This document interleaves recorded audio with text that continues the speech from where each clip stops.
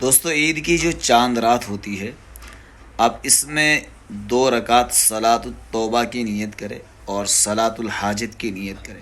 توبہ یعنی میں توبہ کرنے جا رہا ہوں، حاجت یعنی اللہ میری ضرورت پوری کر دے، یہ نیت کرے۔ 2 رکعت نفل نماز پڑھنے کے بعد یا توابو یا کریمو، یہ 2 لفظ آپ کو پڑھنے ہیں 100 مرتبہ، اور دونوں کو ایک ساتھ پڑھنے، یا توابو یا کریمو، یا توابو یا کریمو۔